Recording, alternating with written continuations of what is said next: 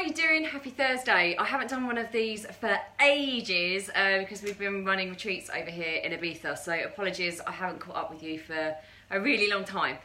But I just wanted to quickly address something that comes up all the time for my midlife female clients, and that is obviously fat loss, like a massive struggle to lose body fat, and there are multitudes of reasons for that, but I'm actually going to talk about sleep.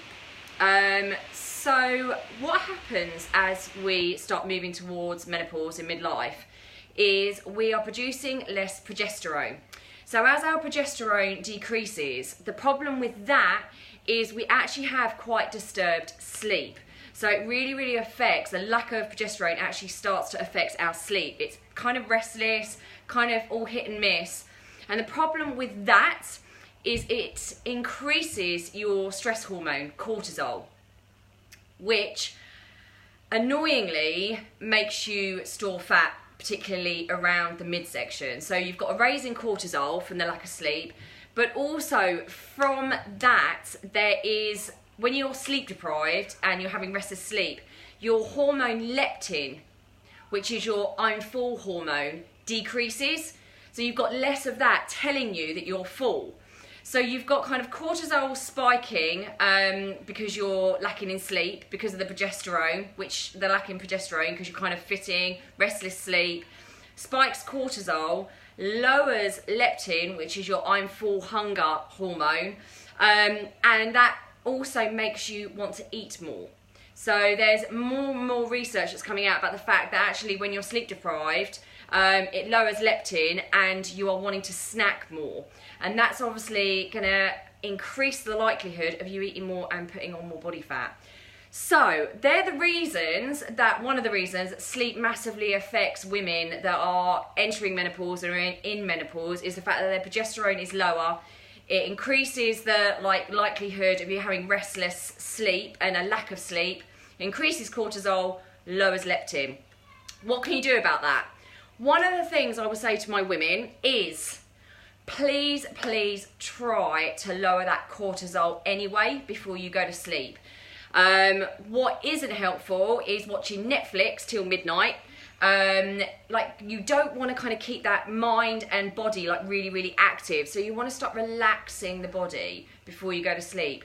Don't look at your phone, don't look at email, don't do stressful things just before you go to bed. I would even suggest, please don't, if you can, avoid exercise late at night. Again, it's going to increase the endorphins, it's going to totally rev you up before you go to sleep. So try and do relaxing things before we go to bed. Have a nice bath, switch off the phone, don't watch Netflix right until you go to bed. And another thing regarding food, right? What you don't want to do is eat really sugary foods before you go to bed. I even mean things like fruit. So I'm not just talking chocolate bars, I'm talking things like fruit that have got high sugar content are going to spike your insulin levels and give you that roller coaster that's going to kind of keep you awake. That's also going to, if you're not using that sugar, that's also going to turn to fat overnight. So you're not actually helping yourself in any way by having high carb meals in the evening, high sugar like chocolates, cakes, and even fruit. So I hope that helps you understand that actually a lack of sleep that is sadly caused by a reduction in progesterone as we move into the menopause, it's a natural thing that's going to happen. Hopefully understanding it, I often find understanding what's going on in our body makes us nicer to ourselves.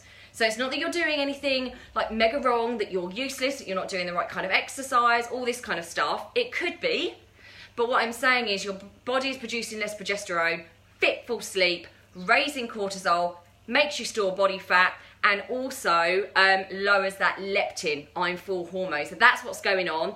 Solution, don't look at your email before you go to bed.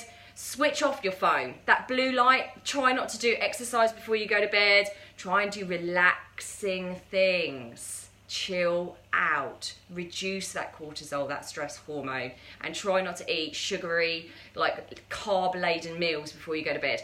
Hope that helps.